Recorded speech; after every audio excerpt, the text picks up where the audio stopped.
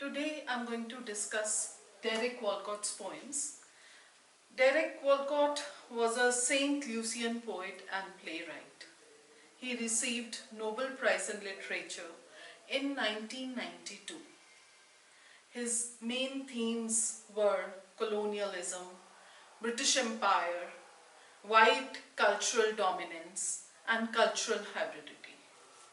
He explored the history of Caribbean islands in colonial and post-colonial context. So today we are going to take up few poems by Derek Walcott, and these poems, few of the poems have been taken from the book The Arkansas Testament. Now this book, the title itself, The Arkansas Testament. The testament here means the legacy left by Derek Walcott, his last will, his last wish. And Arkansas is the name of the city where he traveled. So we are going to take up this book also, and the poems in this book was published in 1987, and the book is divided into two parts, here and elsewhere. Here means the Caribbean islands, and elsewhere means the other countries in the world. So here, Caribbean islands means Caribbean life. All the poems relate to Caribbean life. And elsewhere, other countries and the life elsewhere, the life in other countries. So we are going to deal with all these poems one by one. The first poem which I am going to take up is Eulogy to W.H. Auden. Derek Walcott wrote this poem in memory of his favorite poet, W.H. Auden. W.H. Auden was an inspiration for Derek Walcott. This poem was read at Cathedral of St. John the Divine, New York, on October 17, 1983. And this poem was read shortly after W.H. Auden's death. Okay? So now here the poet writes in this poem, assuredly that fissured face is wincing deeply and must loathe our solemn rubbish. Frown on our canonizing farce as self-enhancing in lines both devout and snobbish. Actually, Derek Walcott starts this poem by saying that W.H. Auden may not be liking the poems which we are writing, the literature which Caribbean people are writing, because for him it's farce. For him, the canon which Caribbean people are producing, it's not up to the mark. It's not very good in its kind. So W.H. Auden is frowning. W.H. Auden is frowning because he doesn't find the literature, the canon produced by Caribbean people as a very good literature. So then in this poem, I'm going to take up few major themes. So in this poem, he also writes, Derek Walcott writes, for further voices will delight in all that left the body of the mortal Auden, centuries after candlelit. Kitcheton freed its tenant of time and its burden. That means now W.H. Auden is no more, he is dead, and the further voices means future poets. The future poets will feel happy when they will read W.H. Auden's poems, because after reading W.H. Auden's poems, they will be able to cherish very good poetry, and they will light candles in memory of W.H. Auden. And now he is no more, and that he is free of time and its burden. Moreover, Derek Walcott writes in this poem that people now are sitting in the cathedral, they are remembering W.H. Auden, he is no more, people are cherishing his memory, and after leaving this church, they will go out, they will go on the streets and then they will leave this darkened church, and then they might stroll on the pavements, and over there they will still have a memory of W.H. Auden with them. They will carry the memory of W.H. Auden with them, and then later they will move on to their selfish futures. But then still later on, even after a long time, W.H. Auden's memory, his shadow, will remain with them. His memory will remain in their heart. Tonight, you see, Derek Walcott writes about W.H. Auden. We keep yours to ourselves. We keep yours to ourselves. A voice internal, intricately wired as our salvation. That means people will keep W.H. Auden's voice in their heart, just like salvation. They will feel salvation when they will remember W.H. Auden's voice. And in your flat world of silence, the fissures made by speech close. Now, there is no more W.H. Auden's voice which will be heard by people, but still they will remember him and cherish his poetry.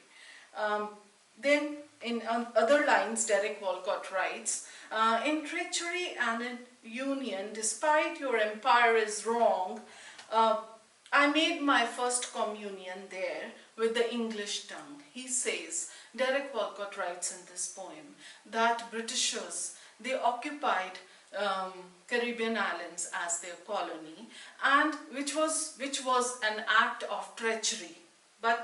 And whatever empire they built, the British Empire they built, that was wrong. That was a wrong deed.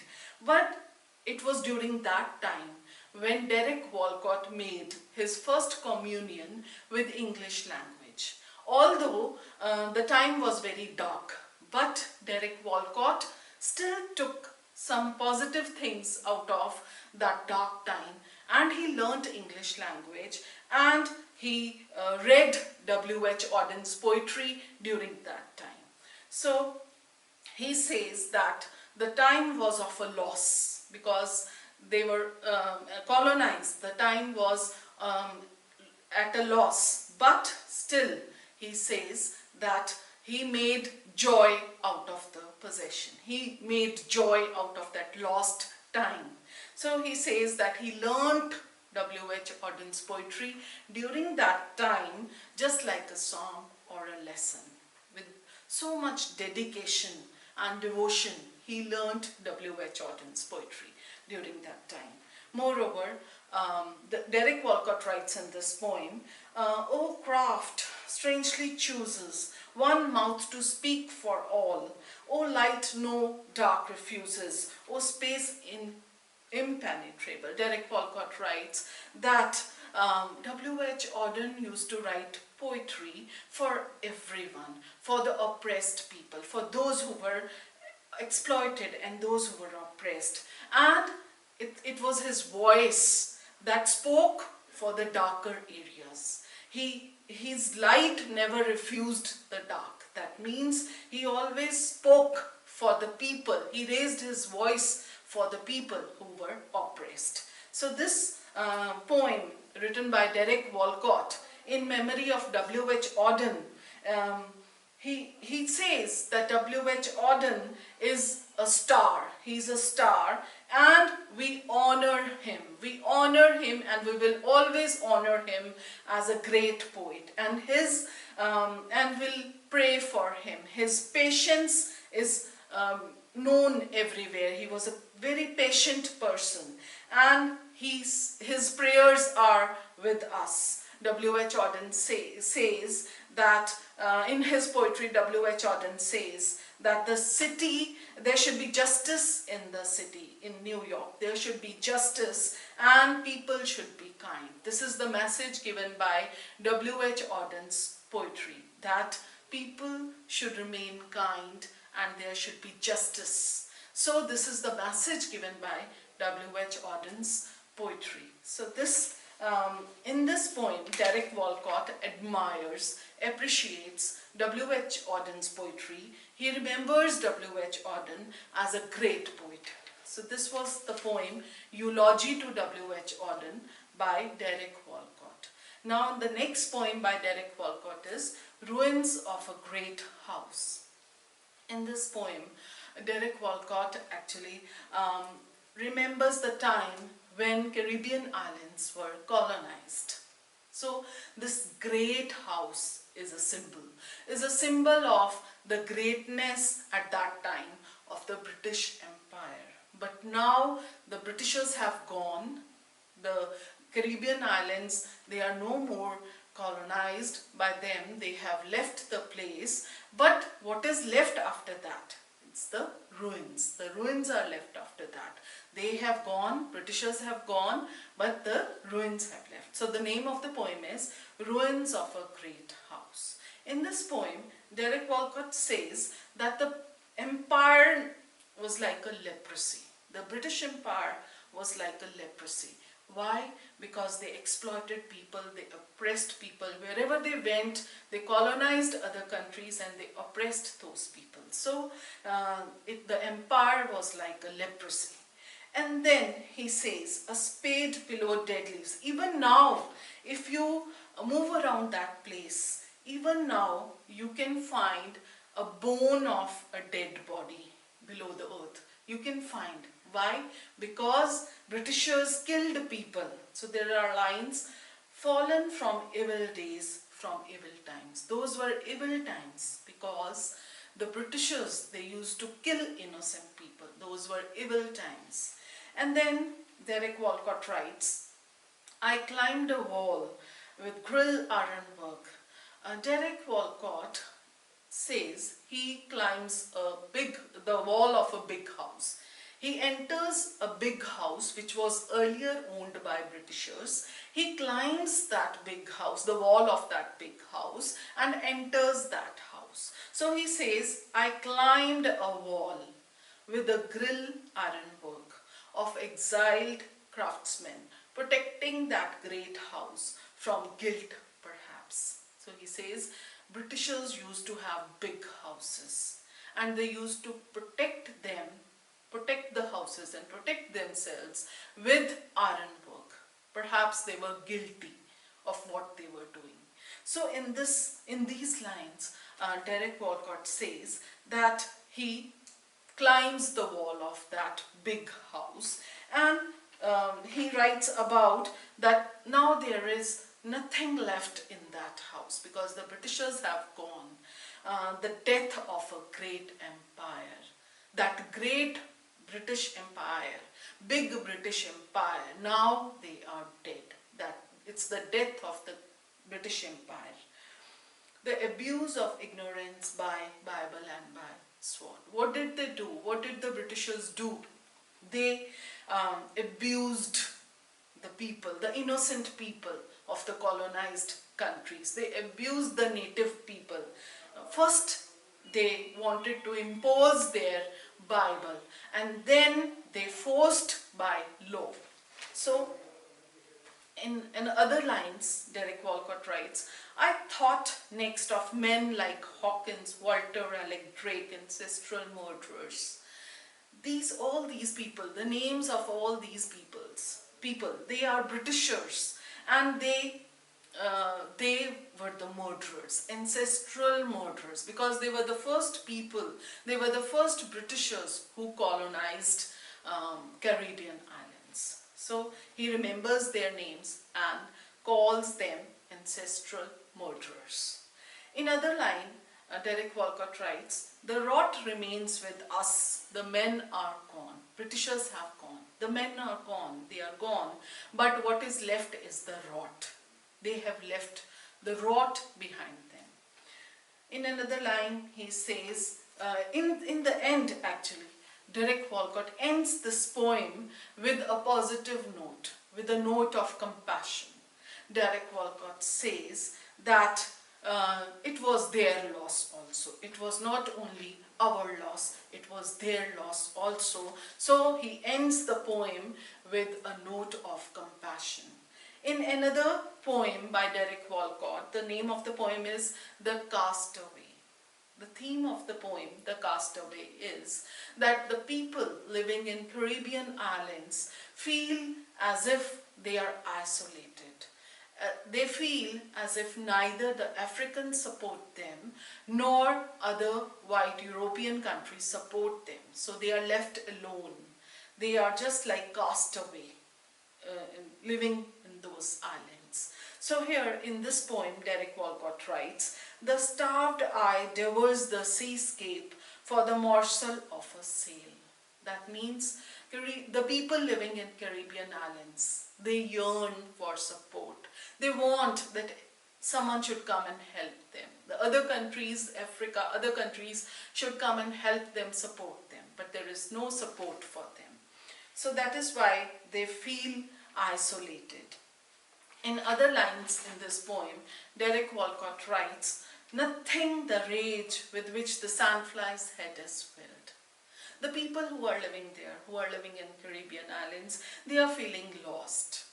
They are feeling as if there is nothing left for them.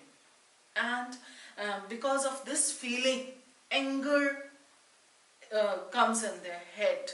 And their heads are filled with anger. Why? Because they are getting this feeling of nothingness. Nothingness which is arising because they are not being supported by anyone.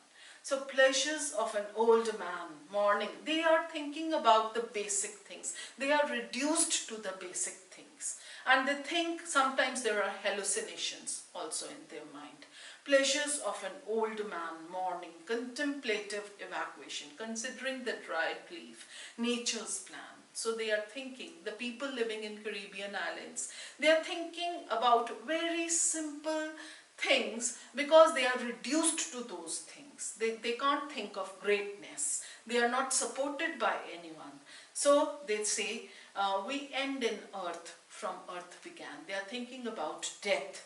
And the theme is that no spiritual solace is there to find happiness. No literary work is there that can soothe, and no form of intrinsic motivation to propel them forward. So next, another poem, A Far Cry from Africa. This is another poem written by Derek Walcott, A Far Cry from Africa.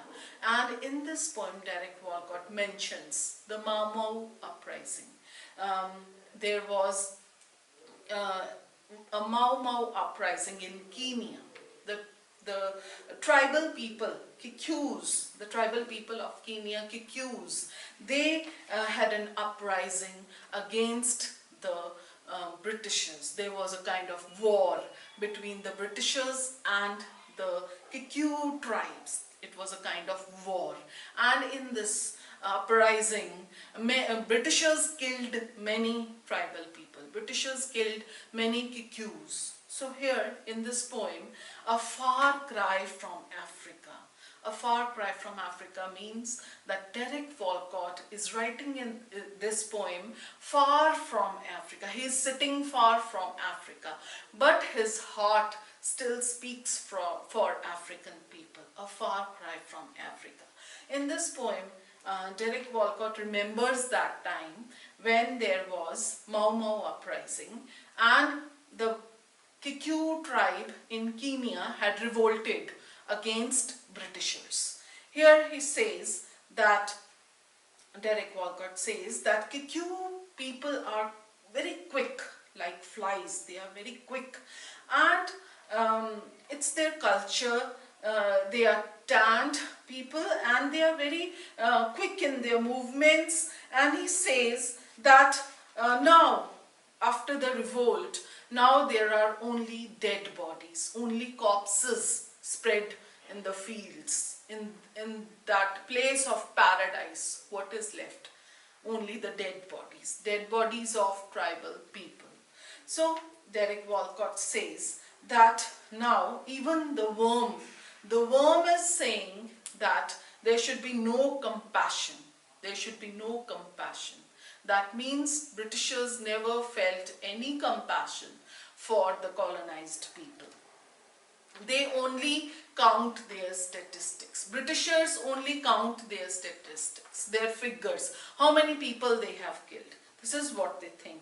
And they justify their colonial policy. Britishers always justified their colonial policy by saying that we are right by exploiting other people. So in this poem, many people were killed, many Kikuyu tribal people were killed, and just like Jews, they were murdered. Just the way Jews were murdered in large number, similarly they were also murdered in large number. And in this poem, Derek Walcott also writes that these people have been living like this since centuries, since the dawn of civilization they have been living like this. These Kikuyu tribes. And very beautiful lines, he says, the violence of beast on beast is read as natural law. That means if an animal kills another animal, that's natural law. But upright man seeks his divinity by inflicting pain. But here, Britishers are seeking divinity by torturing other people. This is not natural law. So here in this poem, Derek Walcott writes, where shall I turn divided to the wane? He says that I am in favor of Africans also. I am in favor of white people also, because Africans, I belong to Africans and I live among whites, so I belong to both. I who have cursed the drunkenness of British rule, how choose? Derek Walcott says, how can he choose between these two? How can he choose between Africa and the English tongue? Where should he go? Whether he should go in favor of Africa or whether he should go in favor of English tongue. There is a conflict in his mind. Betray them both? Should he betray both of them? How can I face such slaughter and be cool? How can he keep quiet? How can he not raise his voice when so many people are being killed in Africa? So he says,